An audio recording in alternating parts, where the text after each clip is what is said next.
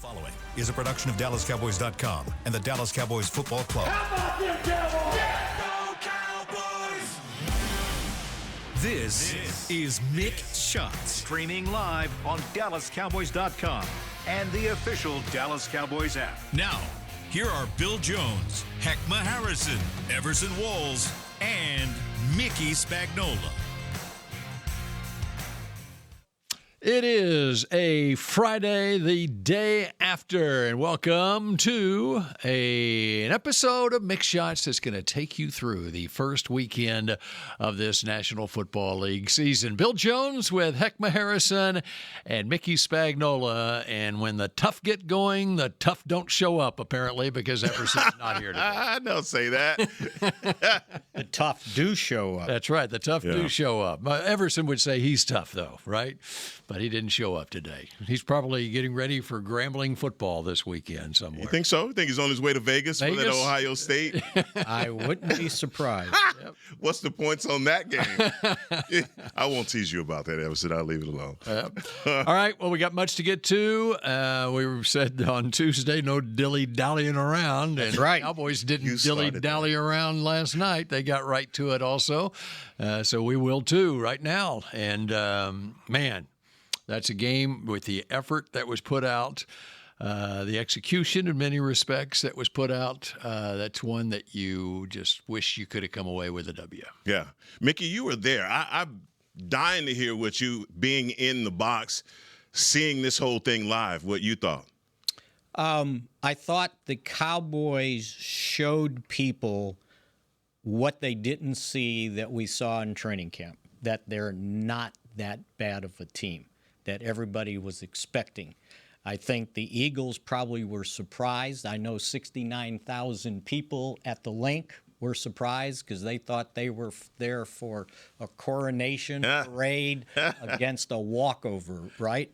And as I'm writing in my column, you know, they had turned the stadium green for their celebration, parading the real and fake Lombardi trophies all over the place before the game started. And before we got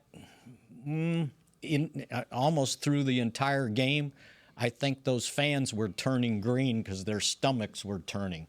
There was more spitting up to happen, I think, with the fans there because they were shocked that the Cowboys actually had the lead 3 different times and had the ball with an opportunity to drive down the field and take the lead several times in the fourth quarter.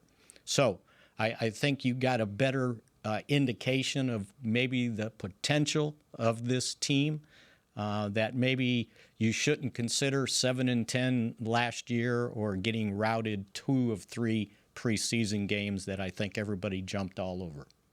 A good assessment of what you saw. I think I'm with you. Before the season, everybody was throwing their hands up saying that this is worse than a 7-10 team. Already talking about the draft before we even played our first game.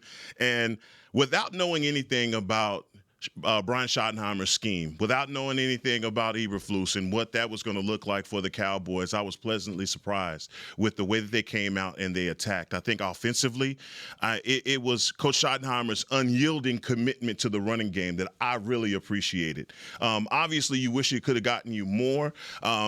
There were points in time in the game where you're saying, look, I need my running back to be able to rattle off on these third downs instead of Dak having to put the ball in the air and put it in harm's way.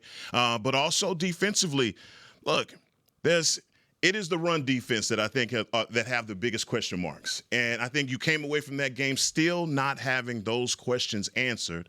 But when it came down to the players that we had talked about, whether it be Morris Leofau, who we just watched sit on the sideline for most of that game, but also Tyler Booker, you came away saying, I think we got something pretty good in these guys. Even as Araku, You came away saying, okay, I see the potential that this young guy has. The linebacker group also. I think there's a opinions are going to sway on what the linebacker room looked like.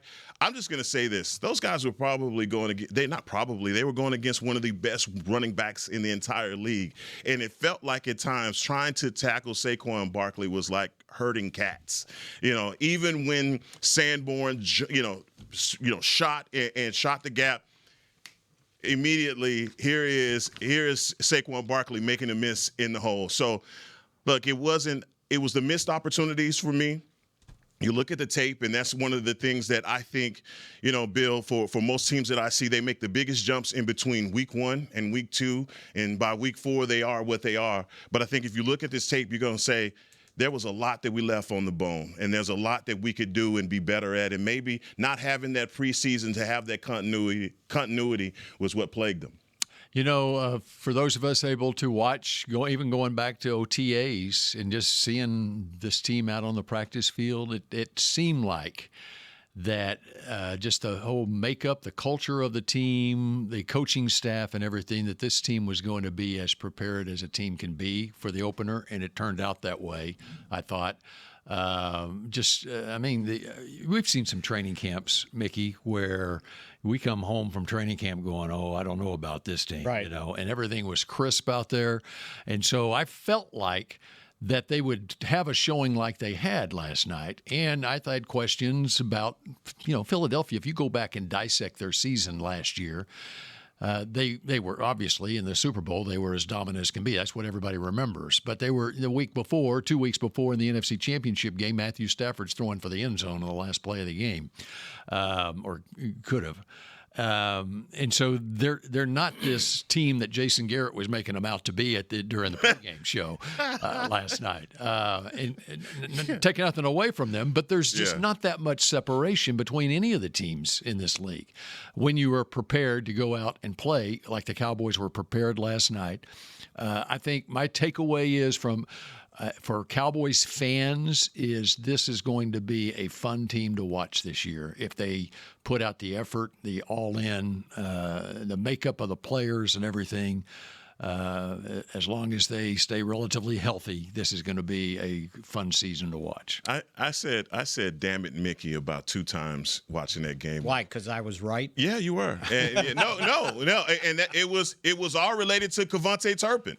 And I'm sitting there and I'm watching them play design. And I'm like, wow, I think it was on a third down, a pass to stop route to Kevontae Turpin. And I'm like, man, that's what you've been asking for WR2 or WR3 for the Dallas Cowboys. He makes that. And then also the prediction, you said it on the show, and I didn't shrug it off. I just if they're handing him the ball, then what are they saying about the other running backs? And they hand him the ball, and he rattles it off for, 5-6 yards. So I love the way that Schottenheimer is using him. And if you can continue on that, he should have a big season. So my biggest concerns going into the game was the Cowboys' offensive line and defensive line.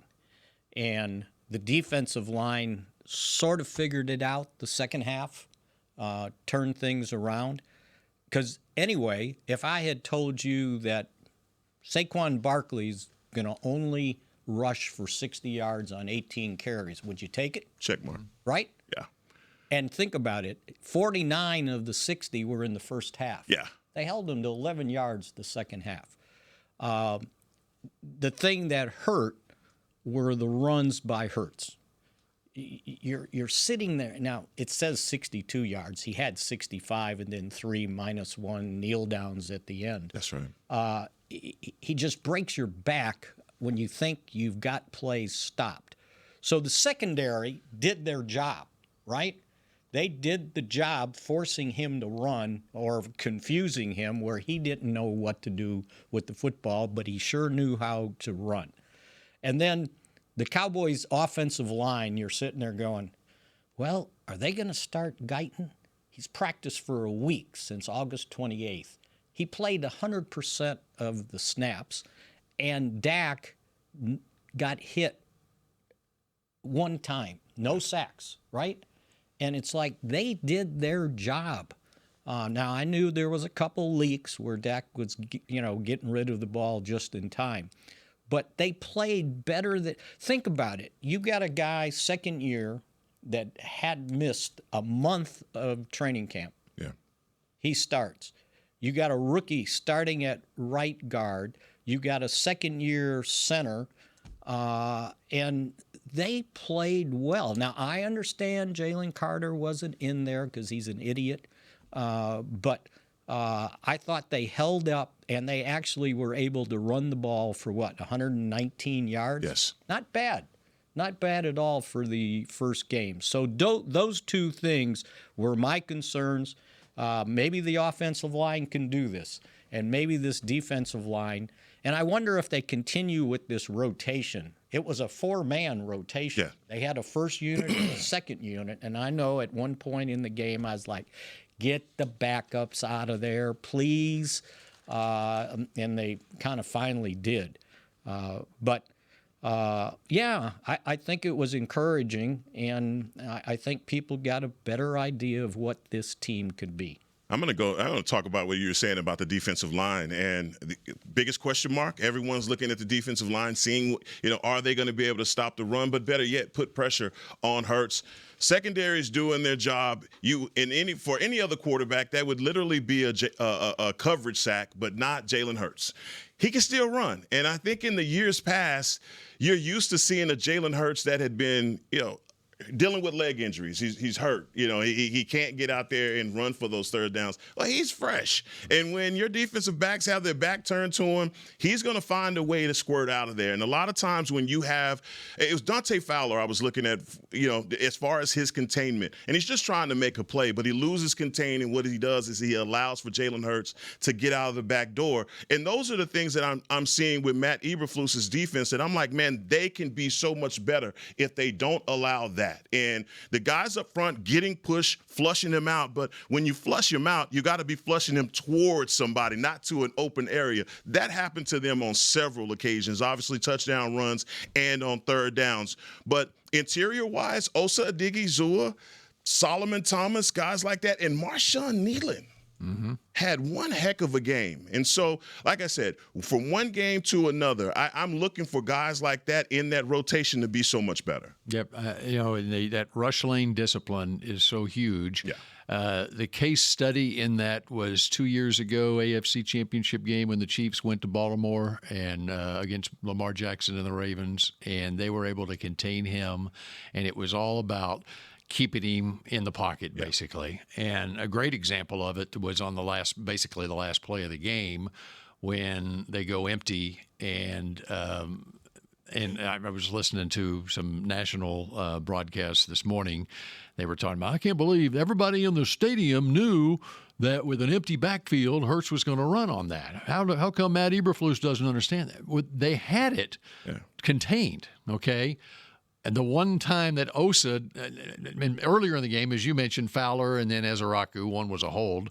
Yeah. But how did they miss that? Yeah. But anyway, Osa on that play, he put his ears back and went after, and it just left a gaping hole for Hurts to get out. Yeah. If he just contains, they had the defense set there. But that was just an example of what you can do to contain a quarterback like Hurts.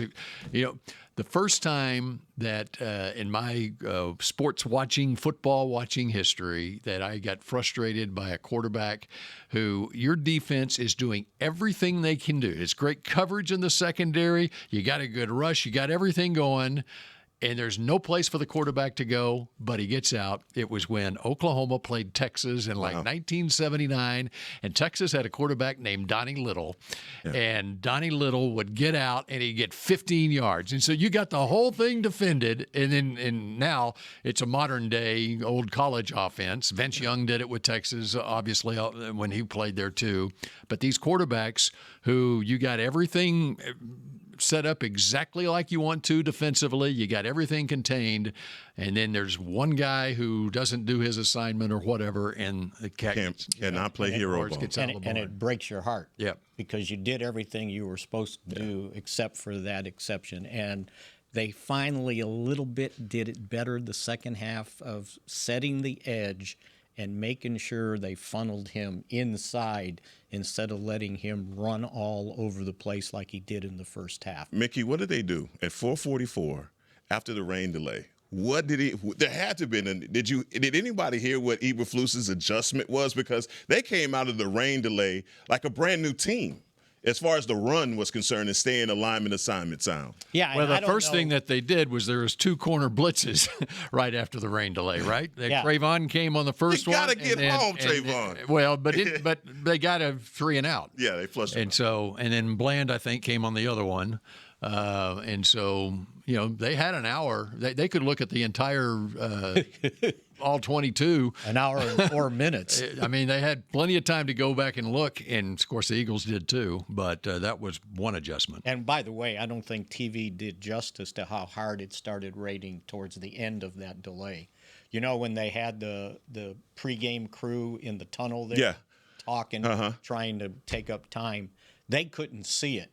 You could barely at one point see across the field. It was raining so hard. So if they had started earlier, they were going to have to stop it for a rain delay. Either way. By the way. Yeah. Yeah. Because it was pouring. But no, and you know what? Maybe they learned a hard lesson about, pass rush integrity. You do not let that, and they did it. Fowler did it. Sam Williams did it. You can't let him get outside the pocket. Just can't do it. But again, they did hit him 5 times. Yeah, they did. And the hardest hit was the sound man on the sideline. Yeah, took him out. Yeah. He ran right into that poor guy, and that guy went down.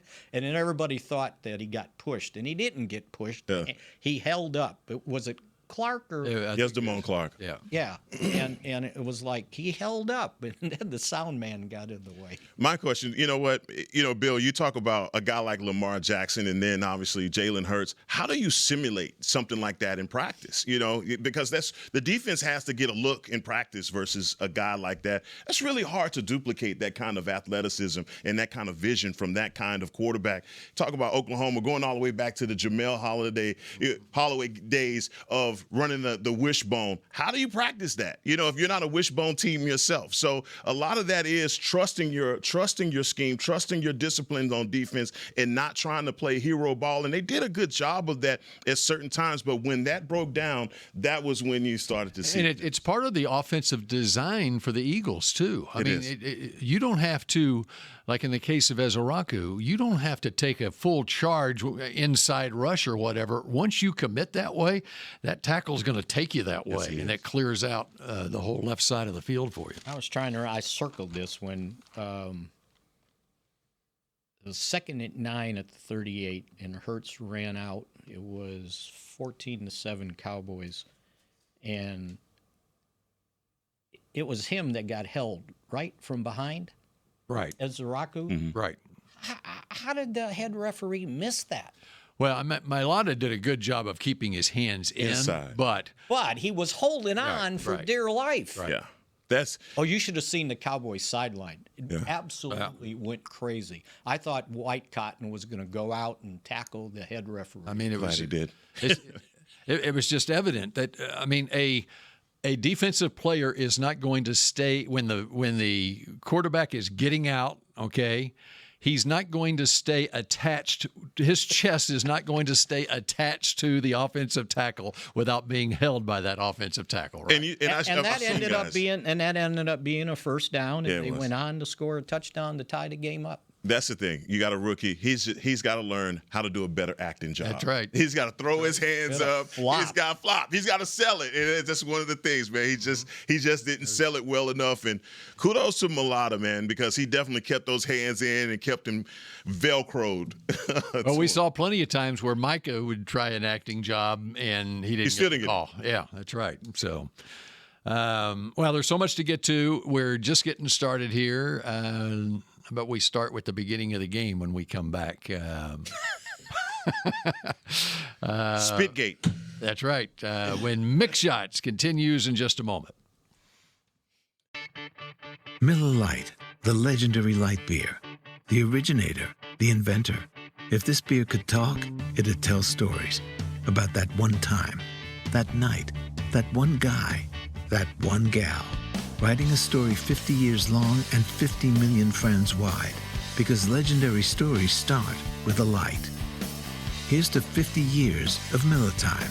Celebrate responsibly. 2025 Miller Brewing Company, Milwaukee, Wisconsin. Star Sports Tours is the only official fan travel partner of the Dallas Cowboys, offering exclusive game weekend travel packages with pre-game sideline access and photo ops with current players, cheerleaders, and Cowboy legends. You want to stay at a team hotel, attend the best tailgate party in Texas, tour the Star, and talk X's and O's with me, Everson Walls? With Star Sports Tours, you can. Visit cowboystravel.com to book your travel package today. AT&T has a new guarantee because most things in life are not guaranteed, like getting through self-checkout by yourself. Warning, each item must be placed in the bagging area. Not guaranteed. Place item in the bagging area. Place item in the bagging area. You know what AT&T guarantees? Connectivity you depend on, deals you want, and service you deserve. Or we make it right. Terms and conditions apply. Visit att.com/guarantee for details. AT&T. Connecting changes everything.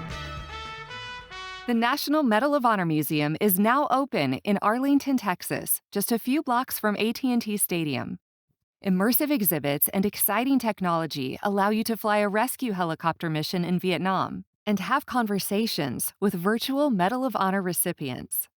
Come be inspired by these incredible stories of ordinary Americans who did the extraordinary. Get your tickets at mohmuseum.org. Back to Mick Shots. Are you a Cowboys superfan? The search is on for the 2025 Fan of the Year presented by Captain Morgan. Now through September 29th, nominating extraordinary NFL fans, dynamic duos, and game changers who rep the Cowboys with pride and turn every game day into an unforgettable adventure. You could be sent to Super Bowl 60. Enter to win. NFL.com/Fan of the Year today. All right, Mick Shots continues here as the mini bye weekend for the Cowboys gets started. That's the advantage of playing on a Thursday night. You get the extra days this weekend and then the New York Giants next week. Let's go back to the beginning of the game in Spitgate, what's being commonly referred to as Spitgate. You know, the thing that I like best, this is before even we saw the replays and the circumstances involved in the whole incident. What I liked the visual, the body language of Dak Prescott on that. When we first see him face to face with Jalen Carter and what that says about the leader of your team stepping out of his huddle and going face to face with the one guy that's the bully on the other side. I thought that said a lot about Dak's leadership, number one, and then even with the replays of him smiling and just keeping his cool in the entire situation said a lot about him. Well, he saw what Carter was doing. He was messing with his rookie guard. Mm-hmm. He was trying to intimidate him before the first snap of the game. I mean, there was a kickoff, but the first snap, and he basically said, I was going to step in there, and I go, what are you trying to do messing with my and that's what he said, with my rookie. And so I stepped in and actually said the words, why the hell would, and he goes, well, excuse me, I used some other words too. Yeah. And he goes, I don't know if that riled him up or what, but that was the result. And then he was accusing Dak of spitting at him, and he just kind of spit to the side like normal. And so that's what got the whole thing going. But I thought it was hilarious. The pool reporter goes in and asks the head referee about the disqualification, and he said, well, it's a personal foul, spitting, and he goes, but does that merit a disqualification? Yes. That was the next question. Yes. I go, hell yes. Yes. It's spitting. It probably merits a suspension on top of it. Yeah. Well, he's going to get a hefty fine, I'll guarantee that. That That is one of the nastiest things as a human being that you could do to anybody. It's about as insulting as anything. I mean, and I think as a man, I'd rather you punch me in the face. Please do not. I look. in real time, you're watching that, and I didn't know what the whole commotion was, but when they played it back, my thought process was, what is Dak Prescott made of that the rest of us are not made of? Because Heckma Harrison's reaction would have been to punch Jalen Carter in the mouth. There's no way I could have just pointed to the ref and smiled it off. It's just no possible way. It would have been the Lord's judgment that only could have been decided right there. And everybody going back to the replay saying, oh, the reason why I punched him, oh, he spit on him. And then we can settle everything after that. But that is like, I couldn't believe that a guy of Jalen Carter, who he is as a superstar in the NFL, would actually risk disqualifying himself from a game of that magnitude before the first snap. It'd be a different thing if it was 2 series later. He's, alligator rolling Dak underneath the pile, and he's saying, well, he spit at me. Okay, but to spit on Dak, primetime television is going to be picked up. Everybody's going to see it. You cost your team. And luckily, because had they lost, that would have been the thing that the national media, they're already attaching themselves to it, but that would have been the biggest thing, is to say, man, you cost your team in that moment. What a complete tool Jalen Carter is to do something like that. And if I'm Dak, man, you got a sworn enemy in me, bro. Everywhere I see you, everywhere you go, it is me and you, because that is disgusting. He didn't even argue. Who does that, Mick? He didn't argue. He had the presence of mind. We had the presence of mind that he knew he was getting a 15-yard penalty. He did not, as he said in this post game, he did not know that Jalen Carter is going to be ejected from the game. But that's what you want your leader of your team to have, that poise about him. He is. Even in that situation. He has the poise of a mass murderer. He is. This guy he's on a whole nother plane as far as. By the way, the quarterback on the other team has that same poise too. But think about what your natural reactions would be to stuff like that. And I think any of us, even in that moment, I'm just saying to myself, wow, Dak he's a different kind of guy to not react the way that most people would react. You would be furious if someone does that to you, but also, speaking up for Tyler Booker. Now, Tyler Booker's 6'5", 320 pounds. I don't know if he actually needs Dak to speak up for him, because what I saw from the rookie, man, I don't know about you guys and what you thought about his performance. I know he was one of the players that you had to watch. I thought that the young man played with great pad level. I thought he played with great pad level. I thought he had a great game and showed why we drafted him in the first round. Well, the other guy up front that played awfully well was Tyler Smith. They were running right behind him every time after time. But I think, going back to Dak, I think he reminded everybody that this could be 2023 Dak Prescott. Oof. All that voting and NFL top.com top 100, and he was 79th. So there's 78 better players. How many better quarterbacks did? And 15. How? Out of 16. How? Or 14, because he was 15. 15, yeah. He was only better in the voting than Tua. And it's like, okay, all right, okay. And I think that was a reminder for everybody to watch out that the defense is, because think about it, he would have had 2 more touchdown passes if not for the interference. And I heard some complaining about the interference. They were mugging Pickens and Lamb, and it's like those would have been completions, probably touchdowns. So they need a new stat, like quarterback interference. Yeah. I should get yards for that when it's a PI like that. But I think he reminded everybody of what a difference having a quarterback like that on the field can make. Yeah, he made some throws. He also stepped up in the pocket, maneuvered around pressure.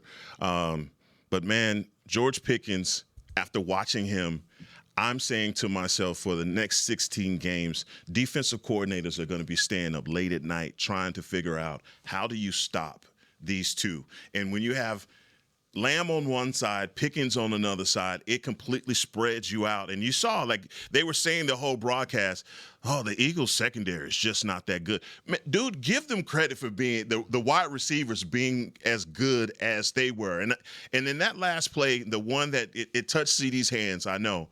But it shows the trust that Dak had in CD in that moment after he dropped those passes. But, man, it's a fourth down play. It's a fourth down play.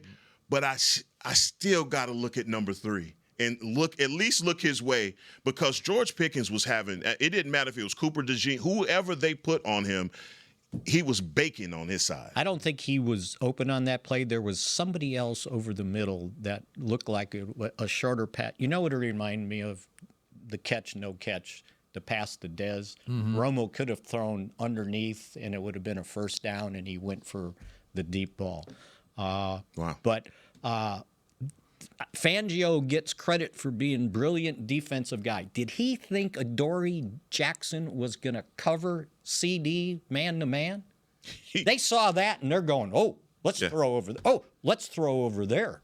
It was a no contest, and that was one of the things when I was reading some of the stuff in Philadelphia that they were concerned about. Okay, we got Mitchell over here, but now who's covering over? Because who did they lose? Slay? Was that the other corner? And so now they had that guy, and then they had to put somebody in the slot, and they were worried about that stuff. Well, they still better be worried if the pass rush doesn't get there. And I was I figured it out late for some reason, because I knew where the Cowboys were in sacks. They finished tied for third, 2 behind Baltimore with 52. Baltimore had 54 sacks. So I said, well, what did Philadelphia had? Well, they had 41 sacks. So even if you take, what did Micah have, 12, 13? Yep. Take them away, the Cowboys would have had 40 sacks without Micah. So I know their pressure is really good up front, and they can do it with 4 guys. But they better be concerned. Now, if Carter's there, does it change things? Probably so. But I thought the offensive line performed well, and it's encouraging going forward. Okay, and before we go to break, what do we make of CD? Sometimes you try too hard, and he's got to be better. And there was another pass. It wasn't a drop. He wasn't looking. It's like, what are you doing? Yeah. Bill, for me, you play football long enough. If you play defense, linebacker, you're gonna miss tackles. Offensive line, you're gonna miss blocks. Receivers sometimes are gonna drop the ball, and sometimes they're gonna have their worst games on national television. When it comes down to CD, I have enough time-proof and consistency that he has hands, and I am not gonna put an indictment on him for this one game. I think he's still one of the best wide receivers in the league, and I'm glad he plays for us. Well, I think my take on it is he's going to rebound from this, and he is going to have the Giants better be an incredible season. Yeah, they better be ready. All right, we continue with more Mick Shots in just a moment. Star Sports Tours is the only official fan travel partner of the Dallas Cowboys, offering exclusive game weekend travel packages with pregame sideline access and photo ops with current players, cheerleaders, and Cowboy legends. You want to stay at a team hotel, attend the best tailgate party in Texas, tour the Star, and talk X's and O's with me, Everson Walls? With Star Sports Tours, you can. Visit cowboystravel.com to book your travel package today. The National Medal of Honor Museum is now open in Arlington, Texas, just a few blocks from AT&T Stadium. Immersive exhibits and exciting technology allow you to fly a rescue helicopter mission in Vietnam and have conversations with virtual Medal of Honor recipients. Come be inspired by these incredible stories of ordinary Americans who did the extraordinary. Get your tickets at mohmuseum.org. Hey y'all, Matt Pittman here. As the official pitmaster of the Dallas Cowboys, you know I take cookware seriously, especially when it comes to America's team.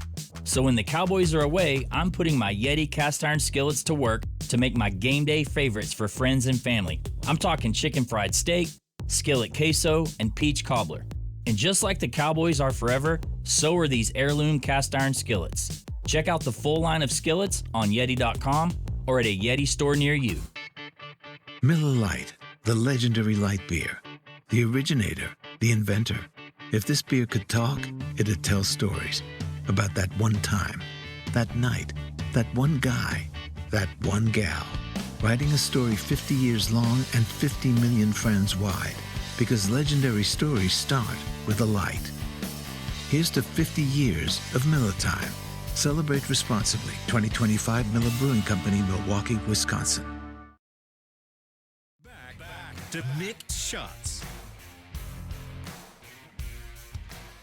Cowboys Nation, the 2025 Dallas Cowboys schedule is officially here and limited tickets are available now. Get ready to bring the noise as you watch your Cowboys live at AT&T Stadium when they host the NFC East rival Boo Eagles, Giants, and Commanders, plus the Packers, Chiefs, Chargers, Vikings, and Cardinals. Visit DallasCowboys.com/tickets or SeatGeek.com, the official primary ticketing partner of the Dallas Cowboys. Okay, in our final segment here, there's a couple of plays that I want to point out. I'll start with one, and then I'll let y'all chime in on whatever y'all want to talk about here. I've got three of them. I've got one play, 15 seconds left in the first half. Cowboys have no timeouts. And Cowboys throw to the middle of the field to CeeDee Lamb. He makes the catch.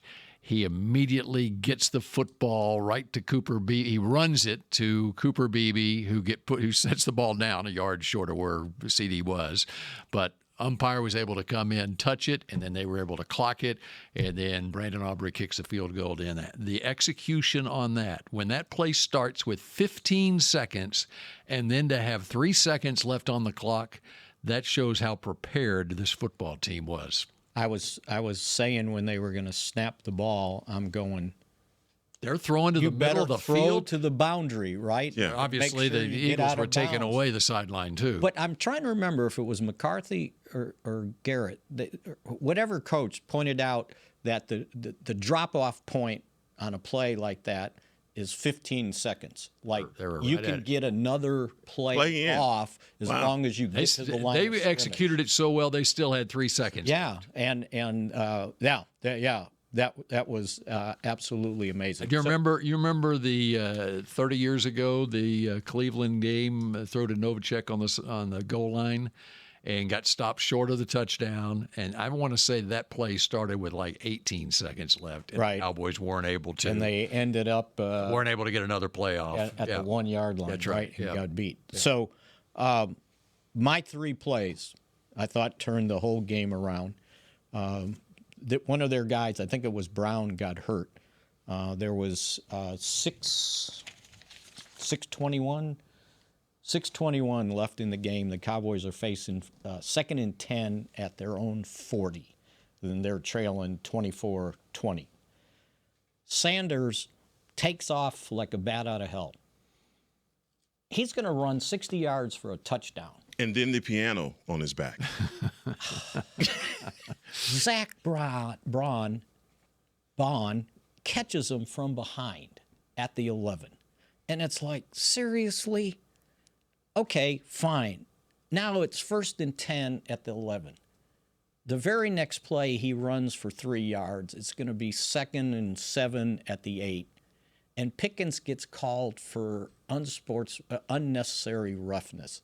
And they never showed, I saw sort of the end of it, never showed what really happened. But evidently he, around the neck, hog-tied the guy when he went to block him. Yeah, just trying to take his head off. And threw him down on the ground. Yeah. What are you thinking? Yeah. So now, instead of 2nd and 7 at the 8, you're 2nd and 22 at the 22 at the 23. What a wild part in the game that was. I mean, and this was all within, I figured it out, it was in like 2 minutes and 30 seconds. Yeah. Right? And then you get the penalty to get you back to 1st and 10 at the 11, and you fumble the ball. Yeah. You fumbled the ball.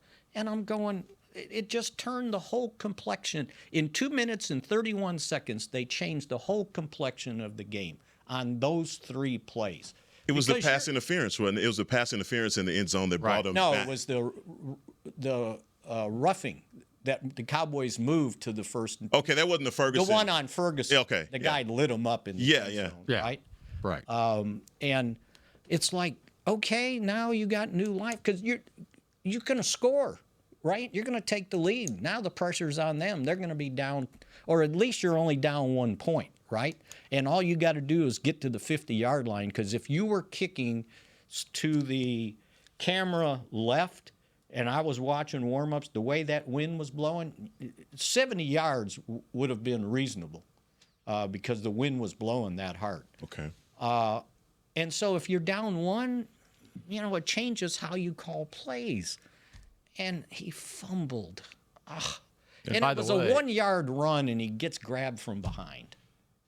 By the way, Eagles won the game, but there was a game-saving play made on the fumble by the quarterback. Yes. The quarterback tackling. What a hustle. No, what a hustle. If he doesn't make the instincts, too. He saw it develop. He dove. And, yeah. If he doesn't do it, that's a house call. Well, all you had to do is see who was closest behind.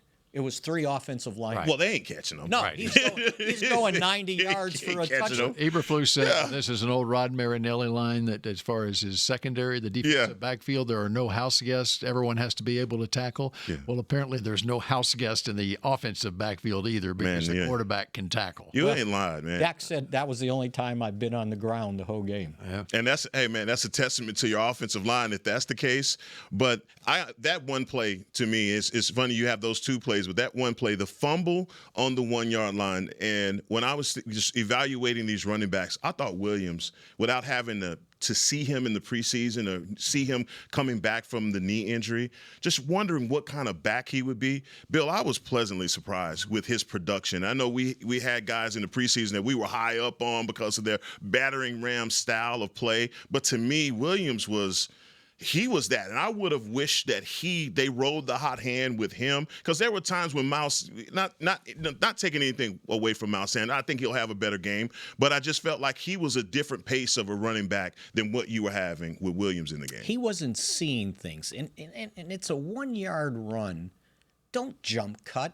Yeah. Don't just hit the hole, right? It's just there. It's right there. Hit it. Maybe you get 2 yards, all right, but you still have the football. And he gets yanked out from behind. And it was just deflating, because that was the first time they got stopped without scoring. Because they had scored, four straight possessions in the first half. That's the other thing. When you're playing the Eagles, you don't get very many possessions. It was like 8 each. Eight total. And usually it's a dozen, right? Yeah, at least. Normal?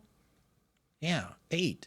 So it was 2 minutes and a half, and it changed the whole complexion of what took place. Him getting caught on that run, to me, I couldn't. I'm sitting there and I rewind it, and I'm like, okay, did this guy have a head start? Was he already in full running? What was it that didn't allow him, once he got his stride going, to get caught from behind? That's something you rarely ever see. What Sanders was dealing with in training camp. It was a hamstring. I thought it was. Well, then there it is. I can't. He was dealing with some. I thought it was a knee, so I don't. If it's a hamstring, then that makes sense. Yeah. Yeah, you don't want to blow a tire. And so here's the deal. And when's the last time he ran 60 yards as hard as he could, right? Yeah. Well, and so people are second guessing, if Jaden Blue would have been active and Jaden Blue was in that he position, might not have hit the hole. He might not have even got down Or they might not have had him in there. Well, and the other part of that is, so Sanders then a few plays later fumbles. Yeah. Well, every single Texas Longhorn fan that I talked to after the Cowboys drafted Jaden Blue, are they going to fix his fumble? I mean, just because you made active the veteran guy, it's like you're thinking, okay, first game, let's go with the veteran, and Jaden has also had the knee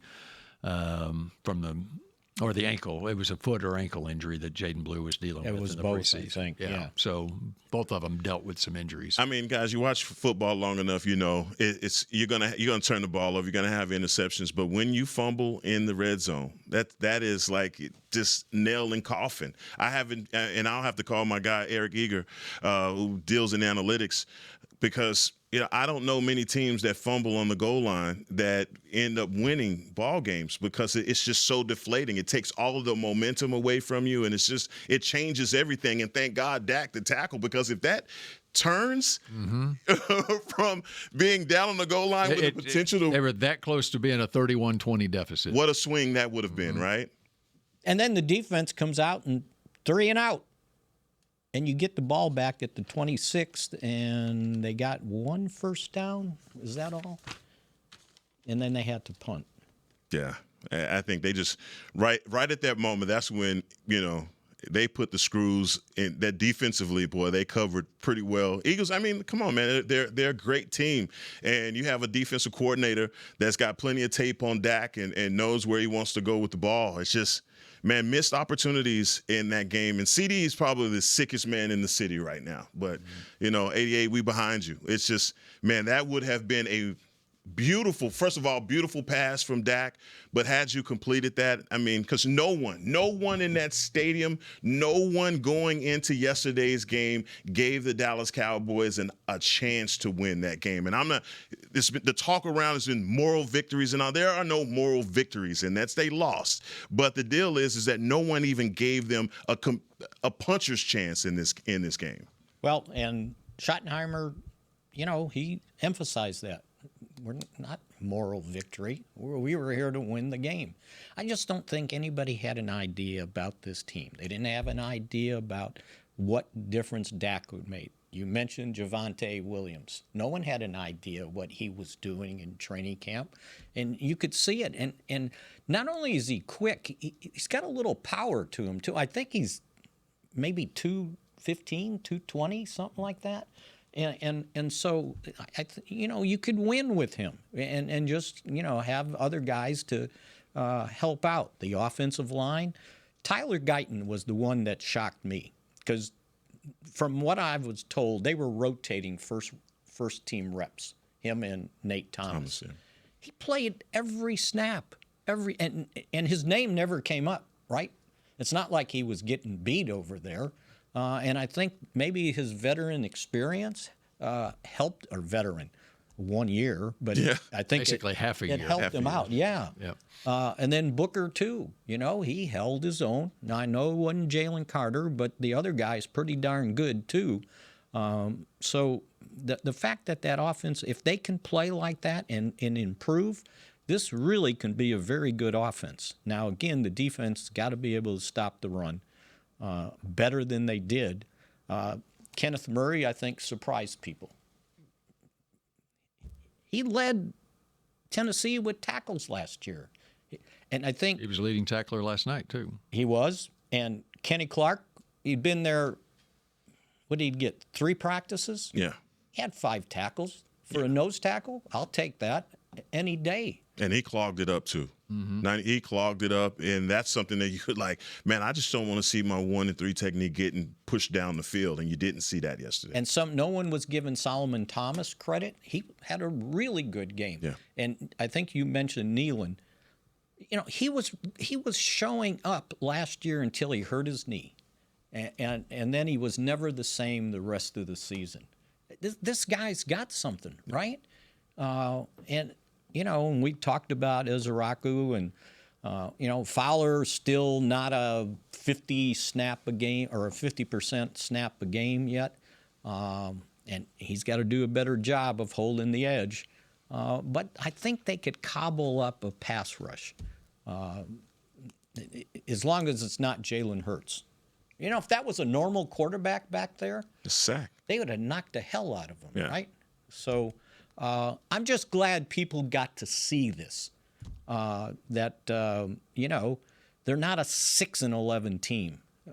Now, who knows what happens going forward, but if they stay healthy, they're going to be right in the hunt. There's possibilities there. Right. Exactly. Dak stays healthy. That's right. Well, and I'll go so far as to say this. If we will, for the 22nd straight year, have a different NFC East champion this year. That's what You're going out on a limb with that one. I said it. I said it before the game. Okay. And I'll say it. I'll hold more firm to it now. I don't know who's going to win the East, but I think I know who's not going to win the East. 22 years of there not being 2004 since we've had a repeat champion in the NFC East. That is so weird. Now I base that also. And it was the Eagles 4 years in a row. And that's not just a knock at the Eagles. What factors into that is the fact that the Eagles have to play a tougher schedule than what the other teams in the division do because they've got the first place schedule. And I think that's factored into why it's been so long since we have had because there hasn't been a dominant team year in and year out since then. And so that makes a difference who you're playing. Well, it's going to be a lot of fun in the NFC East. I mean, the Eagles turn around next week and play Kansas City, don't they? Yeah, they do. You know, we were worried about the cornerbacks. A.J. Brown didn't have a catch till that last series. I don't know what I put that on. I don't know because they've had this. Jalen Hurts and him have had this problem in the past. Like it doesn't get. Yeah, this is why the guy's reading books on the sideline at certain points just to stay patient. He read the whole book on the sideline last night. Yeah, so I don't know. He only had one target. That's the weird thing about the Eagles is when they go through certain points of their season where they don't give their playmakers the ball. A.J. Brown, I'm just we're used to diva wide receivers having blow up on the sideline. Thank God he didn't last night. All right, and they survived with Elam out there. There was the one pass post he got beat on, but it was only one that was obvious. So. Diggs only played, I think it was 27 snaps. Yeah. What'd you think about him? What'd you think about Diggs last night? I thought he was engaged, finally, and that was good. And he covered, and they were – I don't know that they were following or Bland was on this guy or he was on that guy. They were just kind of playing the sides of what they were calling defensively. Bland in the slot was fine. Yeah. So pass rush would have been better if it wasn't Hurts. So hopefully they don't run into too many Hurts at quarterback. All right. We that good? does it. Yep. So who's Missouri got this weekend? Border war. What? Kansas. Oh. Wow. They haven't played each other since is it a neutral site? No, it's in Columbia. Okay. They haven't played each other since Missouri went to the SEC. And you're doing a high school game tonight? I got Duncanville and South Oak Cliff tonight. Oh. And I have Tarleton State and Mississippi Valley on Saturday in Stephenville. So we booked and busy, Bill. Is Jerry Rice going to show up? I hope so. I hope so. I'm sure he won't show up to Stephenville. It's not in Itabena. And No. we got the team from up north coming to Norman. The team Michigan. up north. You're a little nervous about that, aren't you? It's going to be very interesting. Great quarterback battle. Yes, of course. And Michigan's got this hotshot freshman who is a top recruit in the country, Bryce Underwood. And OU's got their transfer from Little Elm, Texas, Cole Beasley's hometown, John Mateer. Is that where he's from? Time. I didn't know that. Yep. All right. That does it for Mick Shots, and we will shout at you again on Monday. Go Cowboys. This has been a production of DallasCowboys.com and the Dallas Cowboys Football Club. How about this, Cowboys? Yeah!